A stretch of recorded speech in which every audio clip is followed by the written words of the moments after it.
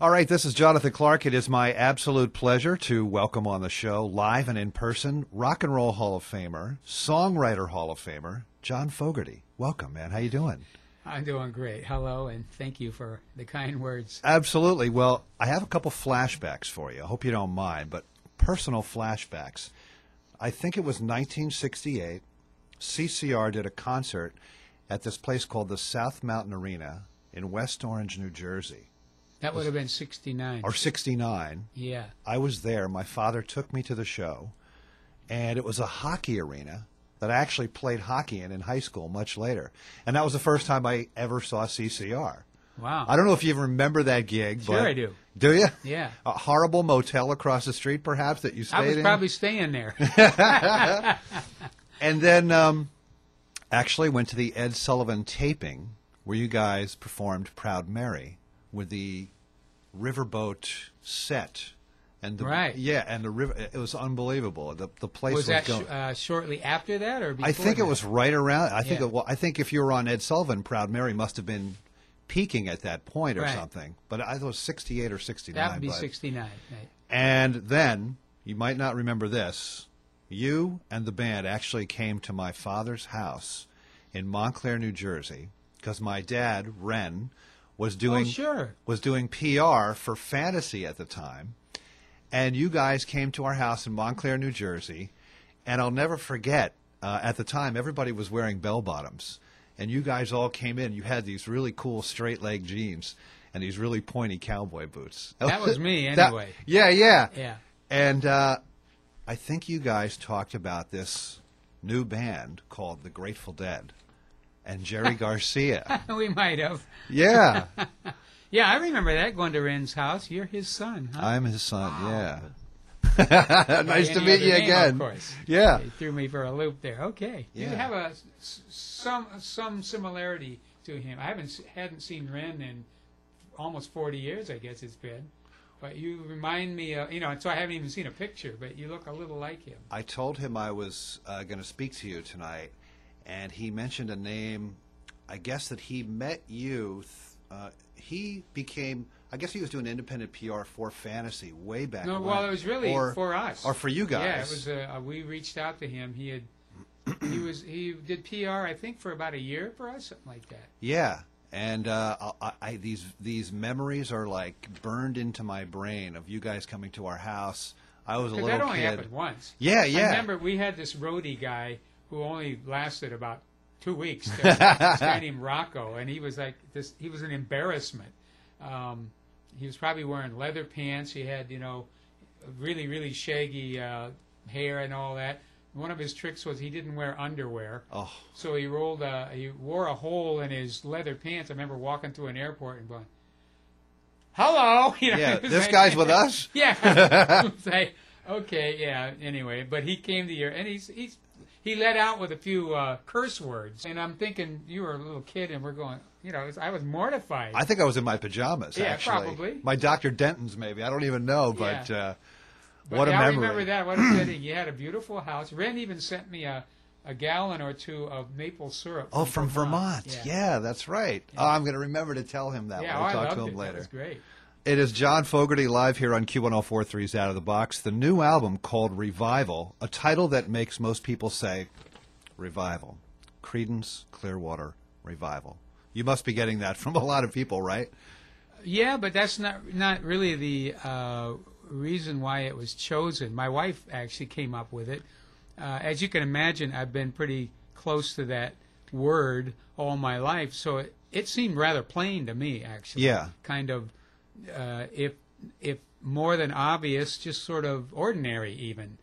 And she explained to me that, well, you've been on this long and winding road, this so journey, to speak, yes, through your whole life, when everybody knows about all the bad stuff and all that, and then you've come to a good place in your life, and your music seems to be really full of rebirth or new life, and you yourself, meaning of course, me and my family and my dear wife Julie.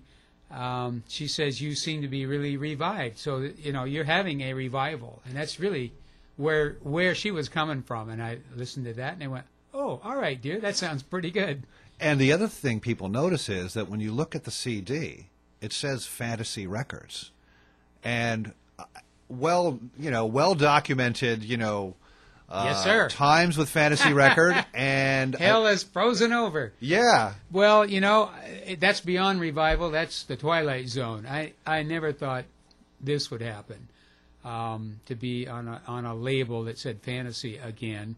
But just to make it a real short story, the old owners sold the company to some delightful new people, and none of the old crooked, ornery, mean, terrible, people. Wait a second, there's people like that in the record business? There You're are. kidding me. And they're all happy. They went somewhere else with their sacks full of money, But anyway, anything I do now here in the present doesn't benefit them. And Right. they have no say-so about, they're completely severed, let's say, and Right.